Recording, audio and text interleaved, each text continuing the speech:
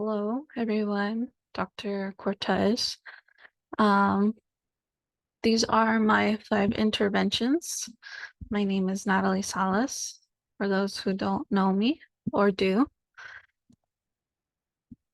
So my first intervention, we're gonna start here at the bottom, and it's something that in my head I call ducky breathing, but I might not always tell that to the clients because they might find it silly.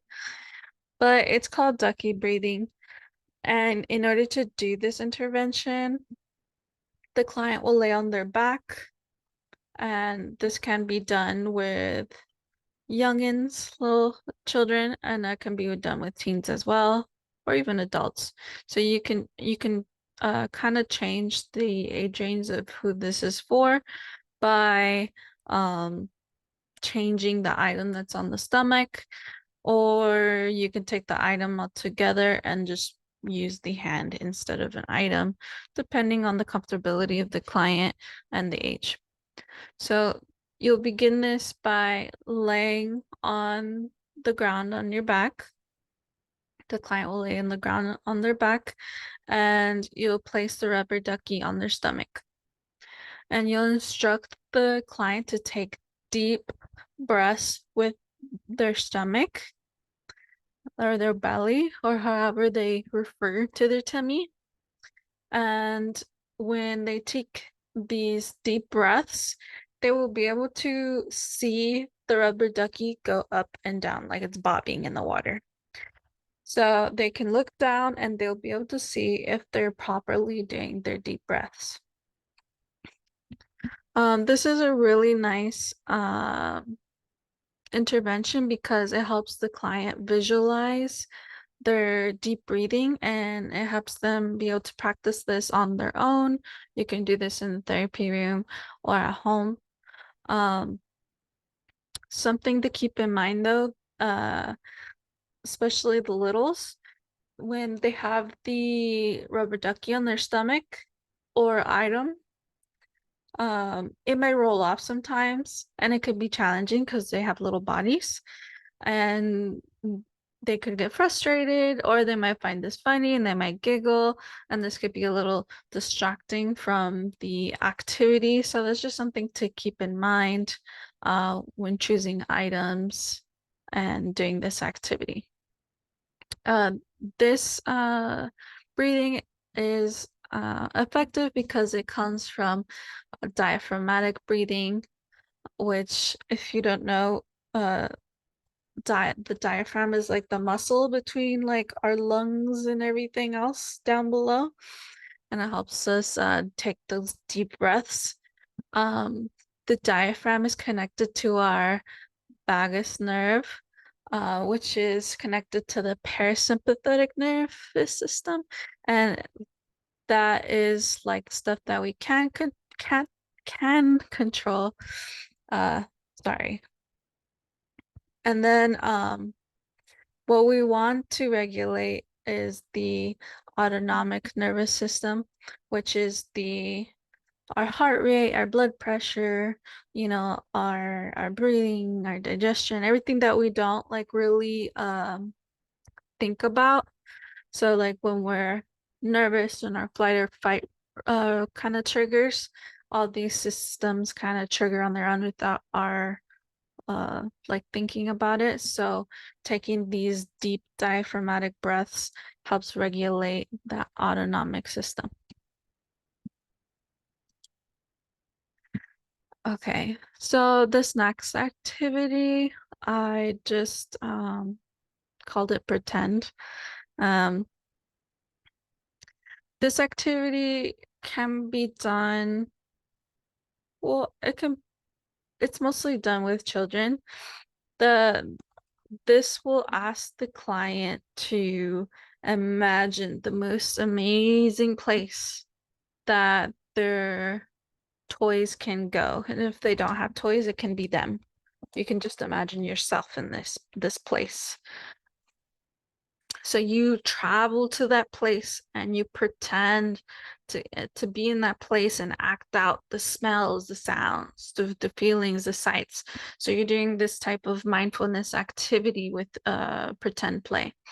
So by doing this, you kind of help the client create this safe place. So if they're not feeling good, they're anxious, sad, angry, fidgety, they can get up and they can explore with you this amazing place that they create. So one of the challenges with this activity is that if you have a client that might be very literal or they might be uncomfortable with imaginary play, this activity might be too challenging for them. Um, uh, so I wrote up here that this is like a brain break. So building resilience through a mindful brain break. Because remember, children, most of the time when they're in situations, they have nowhere to go.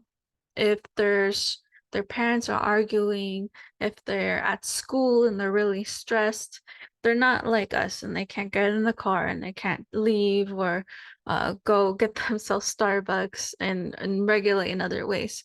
So a way that we can help them regulate is creating this amazing space and engaging with them in this pretend play.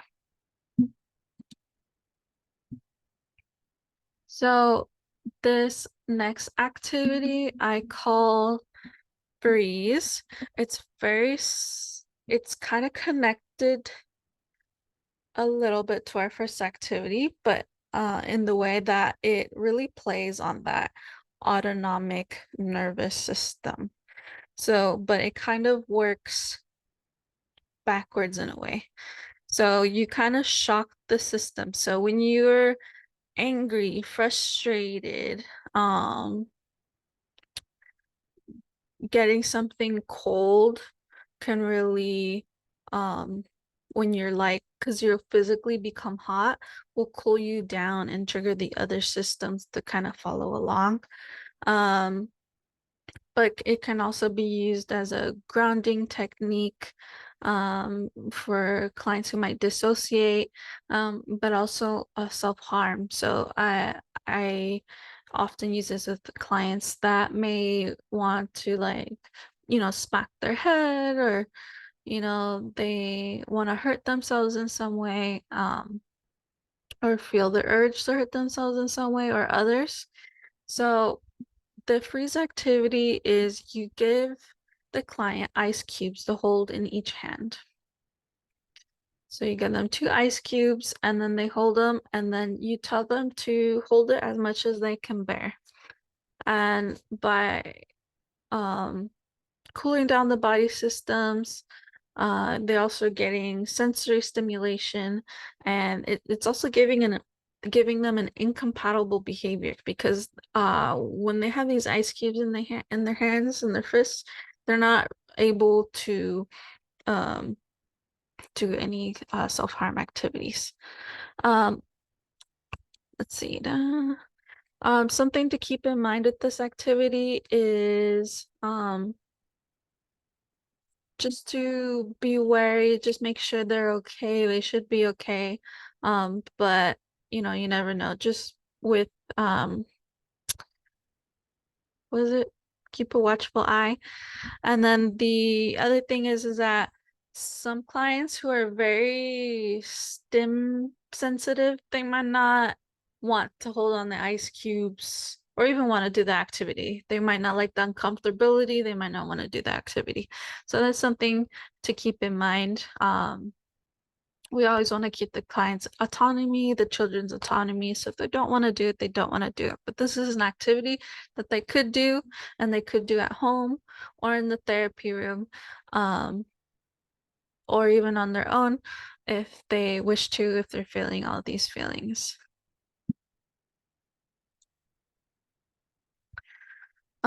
So this next activity is called Dino Stomps.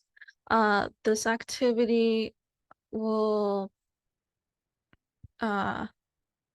teach the client so they can stomp their feet either when they're sitting down, or if they're allowed to, they can get up and walk outside and stomp their feet. This gives them like that physical stimulation, and helps them express their emotions in a age appropriate way. So this would be for children. Um, uh, if they can't like stomp really loud, a replacement thing for dino stomps is they can do quiet stomps, like quiet where they will push down on their feet, like pedal push down on their feet and tense their muscles and relax them. So that gives that still that physical stimulation. Um, yeah. I wrote in this top part better out than in because we really want to be we don't the kids they still need to express their emotions just like everybody else. We just want to give them outlets that are healthy, not harmful, and age appropriate. Okay, so this activity is called heartbeats.